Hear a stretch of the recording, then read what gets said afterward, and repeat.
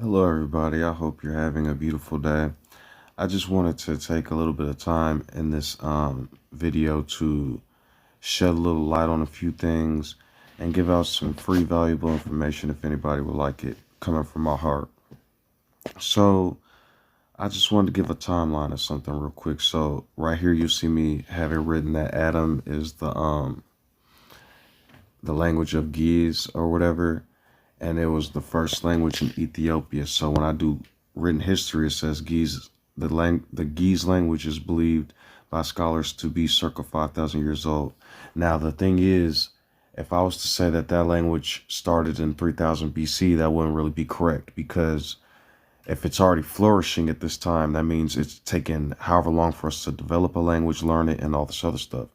Not only that, they were already building pyramids deep in 3000, 2500 BC. So they were already creating language in 4000 BC.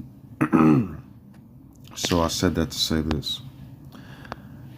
There's a lot of people trying to hide things, and I'm going to explain the possibility of something that's going to happen. People are trying to physically live this out with you see in this century, which will really be at the end of this century, it'll be 7,000 years since language was first introduced in Africa, or this type of language that led to this. So the correct year now is 6002 and 2021. We are now on the seventh day since the birth of Adam. This is true. The seventh millennium. This millennium is supposed to be Shabbat. So it's going to get into some stuff I don't really fully know. But the more I do independent research outside of what people are trying to tell me is real and stuff, I'm actually learning a lot. So back to this. So if you look at this, I call Ham Mentuhotep II.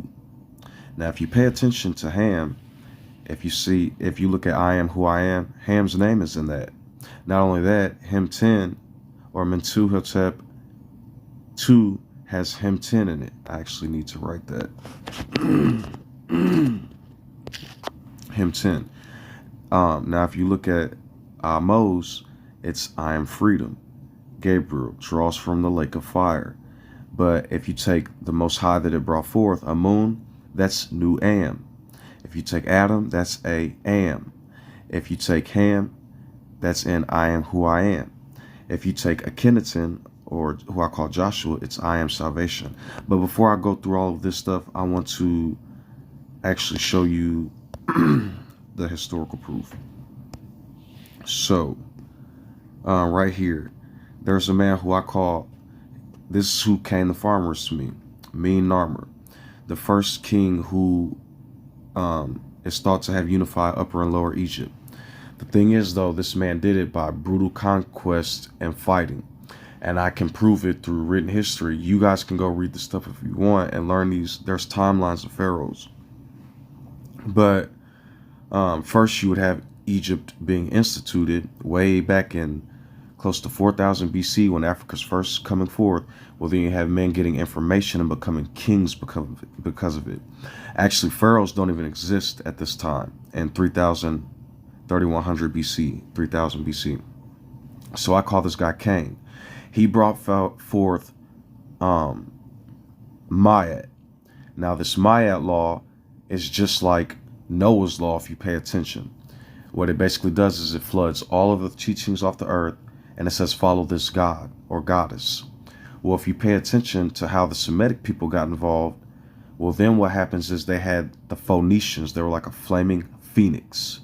And that's how you can see how her image lived on and went from the divine feminine to the divine masculine.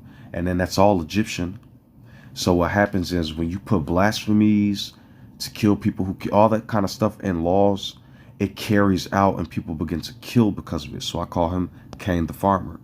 Now, there are different people who they tried to remove in history. Now, this is the guy who I was talking about. Well, not yet. If you notice, they have all these pharaohs, but then his kingdoms are missing. The one who unified it. So you got to go deeper and look. There you go. Under Prince Mentuhotep II, around day 3, you have 4000 BC, 3000 BC, 2000 BC. The rulers of Heraclius, like Herod, Heraclius or whatever. Sorry for that. I'm not finna pronounce that. Were defeated, and the Thebes became the capital city of Egypt. Mentuhotep was praised as a second means, but that's ironic because though he unified them, you'll see why he was much different. He allowed his enemies to live. He allowed different provinces and kings to still rule and live their lives. He was like basically a freedom fighter. In reference to the first king of the early dynastic period in Egypt, who initially unified the country. They're talking about Mene did, so that's why they compare him to that person, because he unified it again. Although the Middle Kingdom rulers tried to emulate those of the Old Kingdom of Egypt, see, they tried to be like old oppressors, he wasn't going for that. And scholars have traditionally represented the Middle Kingdom as return to the earlier paradigm. The political and social structure of the era was quite different. I told you, he let his enemies live, he let people flourish. The first intermediate period, but you see how they try to hide him in history. A lot of people don't know too much about this dude. The first intermediate period had introduced, and another way to say Shimon Japheth has covered this up. Now, if you look at Islam and Christianity and Noah itself, they like hide a lot of this stuff. So people afterwards who took this stuff. So I say like Shimon Japheth, the Middle East and Europe, Semitic and Europe. The political structure was quite different. The first intermediate period had introduced a level of wealth and independence to the districts of Egypt which had not existed in the Old Kingdom structure of a supremely powerful centralized government. When that era ended with Mentuhotep II's reunification, those changes in the culture remained. Although the king was again the ruler of Egypt, subordinate officials often lived and acted like small kings. See, it's like everybody has power. And there was an ease in upward mobility in the society which had not existed before. And so, see, he lifted the weight. These changes from the first intermediate period are almost clearly seen in the art and the literature of the 12th dynasty. Now, so if you pay attention to this, Cain hid in the field, so then a man dealt with all this religion and was the first king or whatever, writing religious law, but then he hid his face. No, he basically, through the spear, was having these men be brutal and rule over people. But then Mentuhotep, I call him like Ham, and if you even pay attention, what was the firstborn? What was all the firstborns? There was Egypt and Cush and all Babylon and all that stuff. This, you see what I'm saying? These changes from the first intermediate period are most clearly seen in the art and literature of the 12th dynasty, which gives the Middle Kingdom its epithet of the classical age, the influence of many different districts.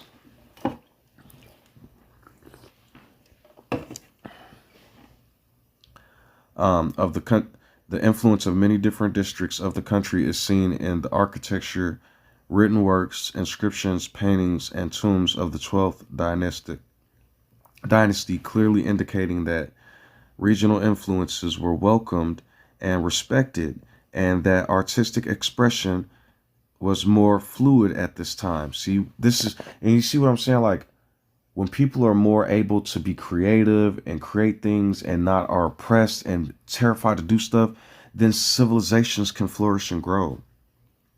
The works of the Old Kingdom were commissioned and controlled by the royalty and are uniform in appearance and style, while those of the Middle Kingdom are much more varied, like a variety bag of chips, like I was talking about.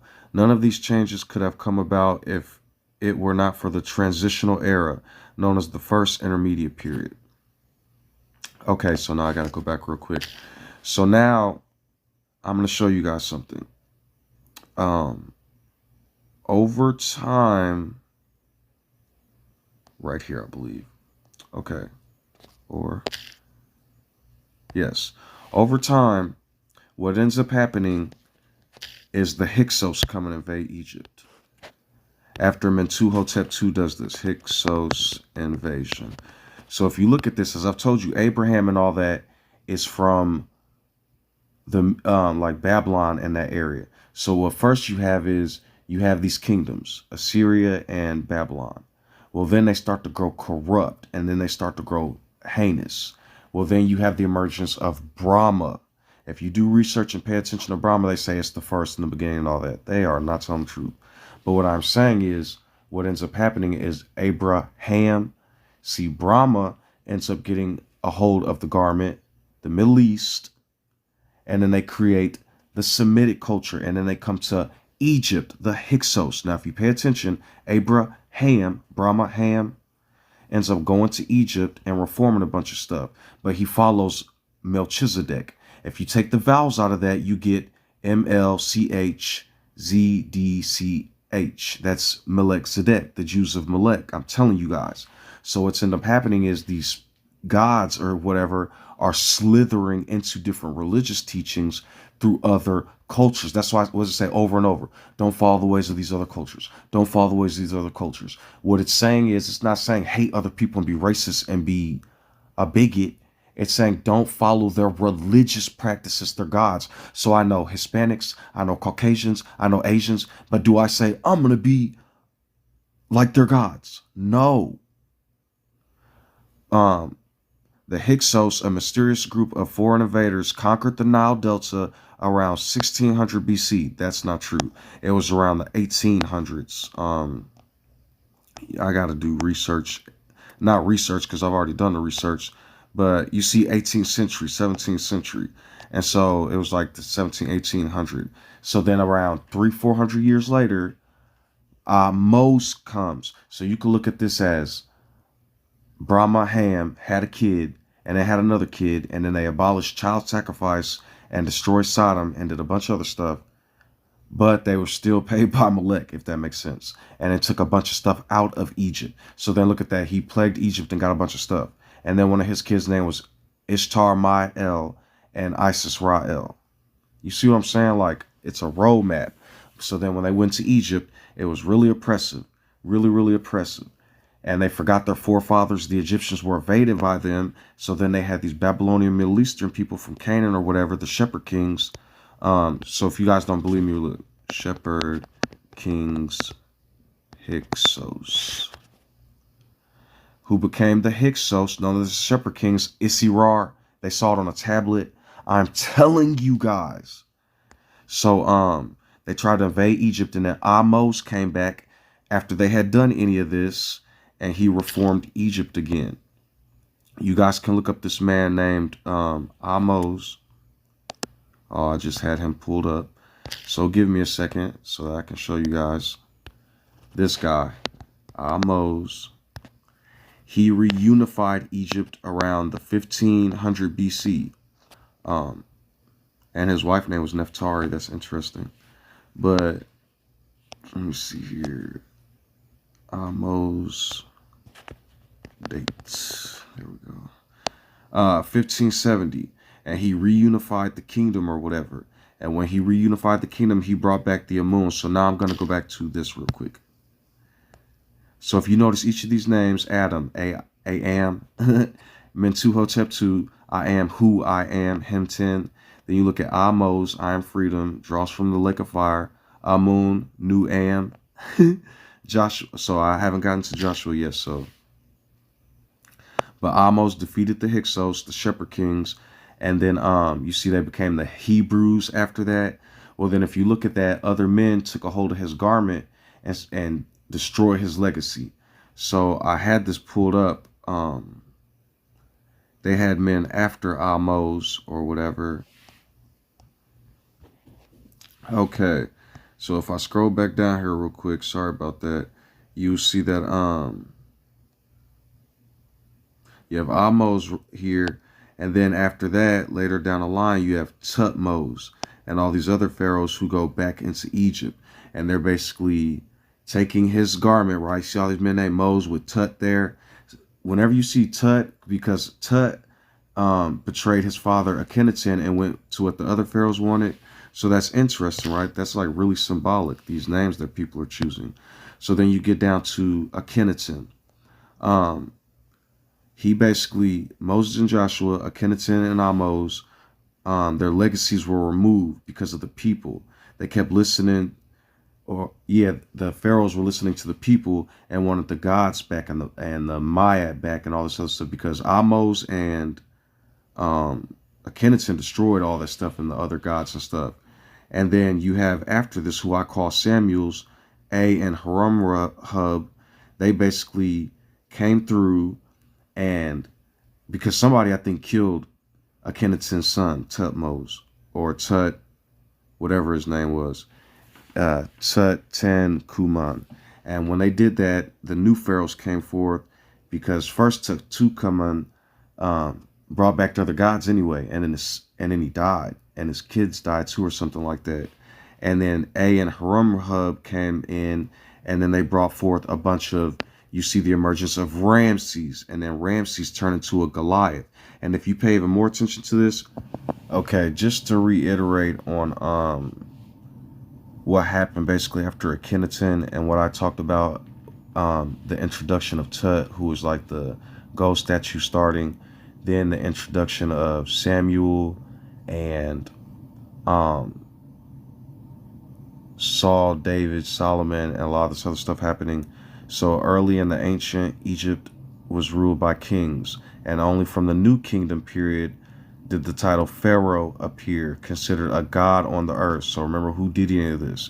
The pharaohs after Ahmose, because if you remember correctly, Ahmose brought back the Most High, Amun, considered a god on the flesh and supreme ruler. Actually, the Bible says that Aaron did this of the people, and Pharaoh was the most powerful rulers of any ancient civilization, in charge of everything from religion to building projects. Some of the most famous names in history: Ramses, there we go, Goliath, and Tutankhamun, Akhenaten's kid, Saul, who started this, which eventually led to a Goliath, and then David, Sunesis, and Solomon had to take care of it, but then themselves came corrupt and left us with huge pyramids, major slave labor, colossal stone statues, slave labor, and death, and golden coffins to admire. See, with great power comes great responsibility, though, and the Pharaoh was expected to rule wisely, justly, and preserve the harmony of Mat.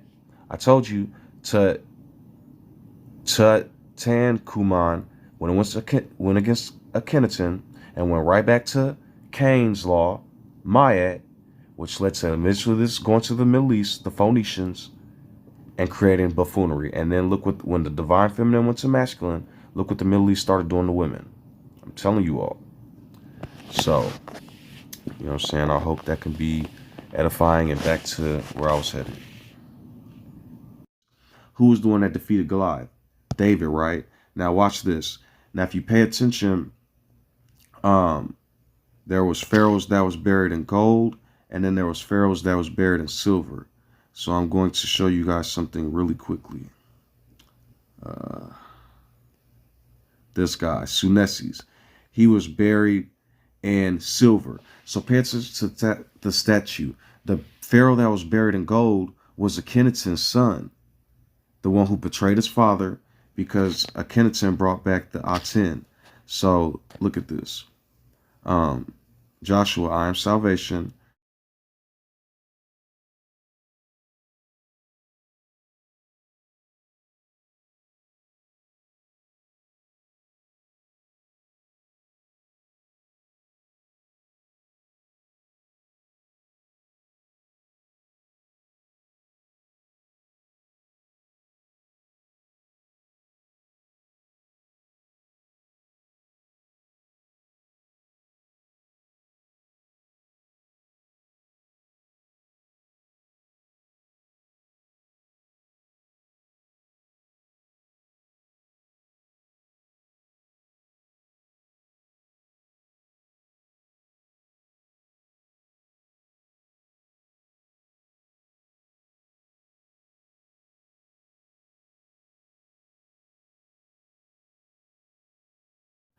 Uh, Atenism, 10 I ams. There it is being harbored again. The Shua of YVHV. That's why they call him Yeshua, because he is the salvation of Yah, so to speak, after Moses tried to, and they tried to bury his legacy. Well, if you look at this, David was removed from history, right? And they call him a Semitic whatever. So was Ramses and Tut and all them. So to me, Tut is Saul because he was advised by A and Harumhub, and he was buried in gold, which is interesting, right? The beginning of the statute. They disobeyed the teachings, and then Tumakin, Akhenaten's son, was buried in gold. Then Sunesis was buried in silver, right? So if you pay attention even further, once Babylon attacked, then Nebuchadnezzar starts to have a dream and he sees the bronze, right? So then you go down even further down in history, you get to where the statue gets destroyed with the pagan gods, Jesus Christ. Now, when I said that over and over and over, I'm not destroying the teachings or the actual spirit or anything. I'm talking about how they're worshiping a pagan god and going outside the covenant. So, and it's any of the different gods that they worship. You know what I mean? Babylon will be split in 3 different cities. They got God, Hashem, and Allah. Judaism, Christianity, and Islam. And when I say that, not the religion itself, it's not the religion that makes a man vile. It's the spirits that they harbor inside and pretend to be those things. Instead of being a good Christian, a good Muslim, a good Jewish person who should all follow the covenant, the 10 commandments. So back to the point. What I'm saying is Sunesis, who was like David, and then his son was Amenemop. And if you pay attention to that, you have the instruction of Amenemop right here. So this is what I call David and Solomon. Sunesis and Amenemop, and then you have the Psalms and the Proverbs and all that and stuff. It's like really symbolic. But if you remember correctly, David couldn't build the temple and his son couldn't either. And that's why I say these are like the 3 sons that Yehuda had, or it's supposed to be Yeshua. So it's like, if you pay attention, Saul was corrupt. Tumakan, who was buried in gold. Then Sunesis, he ended up being corrupt because if you pay attention to his story, he started lusting after all these women and doing all type of crazy stuff. And when I say that, I'm not accusing him, but he became, I think, violent and stuff. But he was rebuilding the temple. If you listen to these 2 stories, they tried to bury him in history, these 2, but they wrote a lot of beautiful stuff, and they rebuilt the temple of the Most High, which is crazy to me. They was removing the gods of Ma'at and all that, and they kept bringing back a moon and a 10. So, but they were removed. So I say this is like Tumakin is like Saul, and then Sunesis is like David, and Amenemop is like Solomon. So if you go further down the line, after that ends up happening, then Israel is split into, or the Middle East, right? Now they have the Phoenicians, and they have the fire phoenix. And that's a representation of Egypt. You could call it like Israel. You could call it like Egypt, and then Isis Rael. So then you go even further. You have Zoroaster. If you pay attention to the dates, because Amenemop and them came around like 1,000 or something after Joshua and all them. So then if you pay attention even further, you have Zoroaster. And if you pay attention to the dates, it's around really like 1,000 BC to like 6th century, which would be like around like 600-700 BC. But I really think this man came at like 1,000 or something after Sunesis and them, and he reformed the Middle East or whatever. And so if you go back to this even further, Zoroaster, Eliah, who is like I am, I say it's like Michael or Michelle, Zerah, Esther, right? Because if you pay attention, Zerah and Perez, the 2 Canaanite, Udahite twins, right? Azor, Yah, Mazda. If you transliterate that, you get Yehuda, right? So right back to Yeshua, trying to tell y'all. And so then you have John the Baptist, who comes later. So I say like Zoroaster is the one that created the prophets, the 12 minor and the 4 major. And then John, or Yehohanan, is like the one who created the 12 apostles and the 4 major gospels. And so then you have Juan Jr., me, Wani, Yehanan, the fire light of who I am. And then I say it's like Azariah or Uriel. And then I say John the Baptist is like Hananiah. And I say Michelle is like Elijah. So then you have Joshua. I say he's like the one in the fire is guiding. And then you have Amos, who draws from the lake of fire. So that's just a little interesting story for me, a little bit of history to kind of help edify. And the thing with Yehohanan, if you guys are unaware and haven't watched me before, that's just me simply talking about this guy. Oh, and another interesting thing, when they say Saul, David, and Solomon couldn't build the temple, they literally removed them from history. That's crazy. And they tried to remove Amos and Akhenaten, but they didn't let them. It was still here. So that's interesting to me. Yehohanan ben Hagkol. So as I told you guys before, it's supposed to be Hagios. And then the Jewish people buried this man. So this was John. This was the real crucified man. I'm not calling him a Jesus Christ. I'm saying the words you guys follow in the red wine, it's his I am. That's his story. They beheaded the man, story, and crucified him.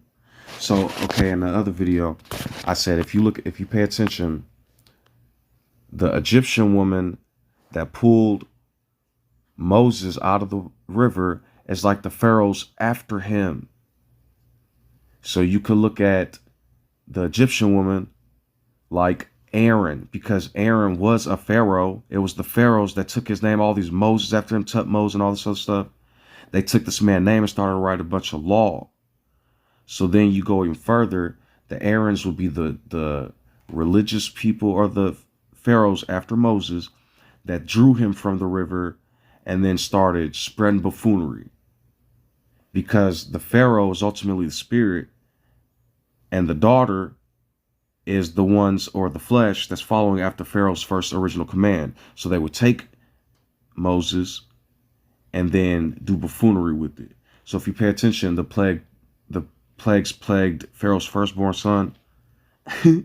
That's basically saying that Aaron, or the pharaohs after Moses, who drew from this stuff, basically plagued themselves and started leading into the wilderness. You see, it says Aaron took Moses, and then because they spoke on behalf of Moses, they sent people into the wilderness to start putting all kind of crazy algorithms and stuff in people's head. So then first the Egyptians did this, but then the Semitic people did this, and then the Pope and stuff did this. So then if you pay attention, Peter is kind of like the Egyptian woman, or Peter is kind of like the woman who got a hold of a Levitical man, right? What did it say? Peter took. So how's Peter walking with John if John got crucified already, or if he's already crucified? And then he says, look at me and John, the Jesus Christ, in that scripture or passage when in Acts. You see what I'm saying? So what I'm basically saying is Peter is the one that sent the baby down the river in this story. And then Paul is the Egyptian woman. I used to oppress the Jews and then I became one. Man, he was a Pharisee. And then he gave, because Peter was the one that gave it to Rome, he put it in the river, the first pope. But he was a Hebrew, right? Since he was running around with the tribes. And then Paul then went and spread it around like foolishness. The Egyptian woman who pulled it out the river, and then basically grew it up in Pharaoh's house or in Egypt. And so then if you pay attention to that, when it came out of Egypt, it slew an Egyptian man. So what am I trying to do? And I'm trying to water the flocks, or the 7 women, or whatever, the other 7 commandments to you all each righteously. And I am the first body of it, or whatever, right? The Son of Man who is giving any of it. So that makes me the Ark of the Covenant at the moment. And instead of giving a million laws, I actually try to stay faithful and true to John the Baptist. So I gave him my whole heart. So I'm pushing the 10 commandments, but really it's 12 tribes when you see how I put it at the end. And then if you take it times 2, it's the 2 trees. And then I'll leave a stream after that to lead to the throne room of who I am, my face, my heart. And so then after that, I explain to you all why it's okay for you if you leave John the Baptist or anybody else's words and then listen to what I'm telling any of you all, because John himself said it's okay. So this is just some little information I'm trying to give you all, and I hope everybody can be a little bit more edified. So Nebuchadnezzar would be really like the bronze, a part of the statue, leading towards what will eventually become the iron feet and the bronze mixed with clay and all that, because of the 4 time periods, or the 4 horns that rose against Judah, then the four major prophets that fought against that stuff, the craftsmen, which basically led to this. So yeah. And so have a beautiful life. I hope that was edifying, and I hope you guys can understand, you know what I mean? Even if you look at Joshua, you could say like he's the one that unseparated the 12 tribes, because what the hell did I really advise you guys not to read a lot of Aaron's portion in Exodus. I mean, anything after Moses going to the flocks is basically Aaron just putting algorithms of buffoonery. Actually, even if you lead up to the mountain, but once he says, I can't speak for who you are or whatever, or who I am, and then the 3-day journey begins, I'm letting y'all know all that religion after that is basically all right. So I'd rather advise you guys to watch my videos and start to get baptized and then read that book, because there's a lot of subtle bear traps and places where the lions hide in the bushes, and a vicious leopard with a lot of heads that could jump out in the middle of the night and strike from many different directions, and a dreadful beast that nobody knows what the hell is, that really has already been burned by fire, the fires that don't consume, because of John's spirit. So hey, all right, I'm done.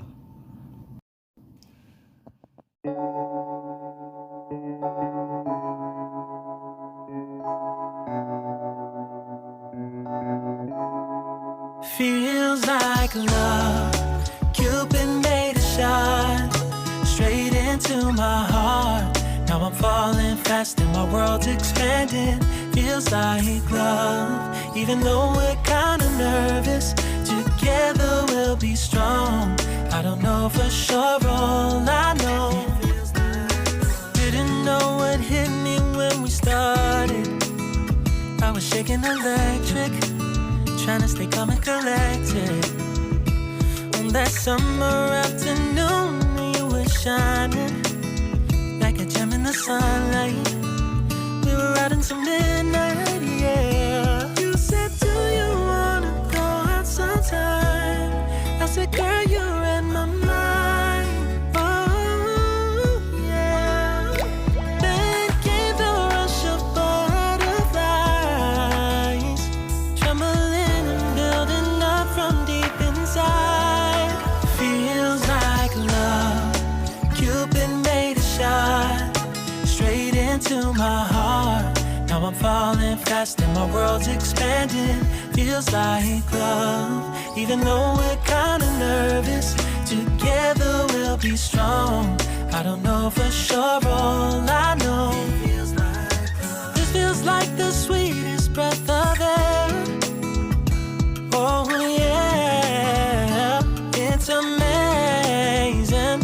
At the same time, how you take my breath away. Oh yeah, can't explain. Ooh. You said, do you wanna go out sometime? You don't have to tell me twice. Oh yeah. Then came the rush of butterflies, trembling and building up from deep inside. Feels like love, Cupid made a shot straight into my heart. Now I'm falling fast and my world's expanding. Feels like love, even though we're kinda nervous. Together we'll be strong. I don't know for sure, all I know. This love is blossoming between us in yellow and indigo.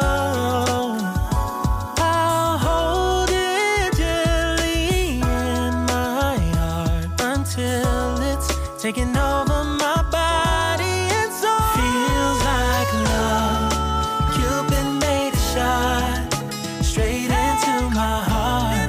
Now I'm falling fast and my world's expanding.